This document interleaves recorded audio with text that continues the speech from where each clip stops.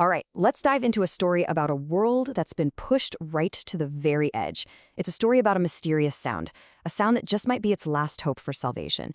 We're breaking down Consonance, the song of a wounded planet. Just listen to that for a second. It's a memory, right? A memory of what the world used to be, a living kaleidoscope. It perfectly captures what's been lost, not just the creatures, but the actual vibrancy, the color of life itself. A world that's just gone. And that's because in the world of this story, that kaleidoscope has just faded to gray, to bone white. The coral reefs that were once these bustling cities of color, yeah, they're now just skeletons. The very flesh of the ocean has been stripped away, leaving this stark, unavoidable reminder of what's happened. So what does this new world actually feel like? I mean, to live in it every day. Let's try and paint a picture of the grim, sensory reality of this transformed planet. It's a full-on assault on your senses. The air has this constant metallic, chemical tang to it. The rain, it doesn't just fall, it bites. It corrodes metal, it stings your skin. The beaches are basically just graveyards, monuments to extinction. And if you go beneath the waves, there's nothing. Just this oppressive, heavy silence where there used to be a whole symphony of life. It's a world where every single sense is just bombarded by decay. So in the middle of all this desolation, humanity is, of course, clinging to survival. But how do you survive on a planet that seems to be actively trying to wipe you out? Well, the answer is desperately, and not always together. Survival is completely fractured. You've got some folks building these crude seawalls out of whatever they can scavenge, rebar, old shipping containers. Others are literally forced to eat toxic algae just to survive another day. And then you have these two extremes. You've got the Citadel, this isolated, high-tech fortress of pure logic, and then you have nomadic clans, just picking through the ruins, living a life of constant risk. And this right here, this is the core of the human conflict. It all boils down to this one massive disagreement. On one side, you've got that brutal, every man for himself logic, and on the other, this desperate plea for unity, the idea that we cannot face what's coming alone. This fight over how to survive is tearing the last bits of humanity apart.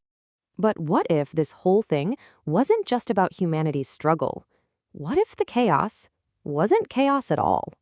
This is where the story takes a really fascinating turn. This is the question that just changes everything. All the violent storms, the toxic seas, the earthquakes, what if they aren't random? What if they're actually a message, a sign that the planet isn't just dying, but that it's actively trying to heal itself? So a small group of scientists starts to notice a pattern in all this chaos. They give it a name, the consonance. To them, it's not just noise, it's a signal, a deep, rhythmic hum that suggests the planet has its own kind of immune system, and it's kicking into overdrive to fight off the collapse.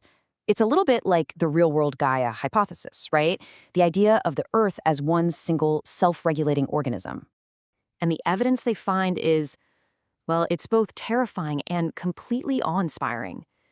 They detect these strange, rhythmic energy pulses coming from the deep ocean.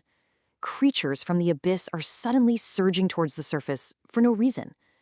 People get this chilling feeling of being watched by something ancient and vast. And then they see movement. Colossal, shadowy shapes stirring in the dark. The Leviathans, awakened by the planet's song. Okay, so once you know that, what do? Your old strategies are totally useless. You can't fight a planet. You can't conquer a song. You have to figure out how to harmonize with it. And this becomes the new mission statement.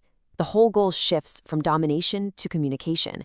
Instead of building bigger walls to fight the storm, they decide to try and build a bridge of sound to understand it. It's a radical, desperate, but kind of beautiful idea. So how do they even attempt this?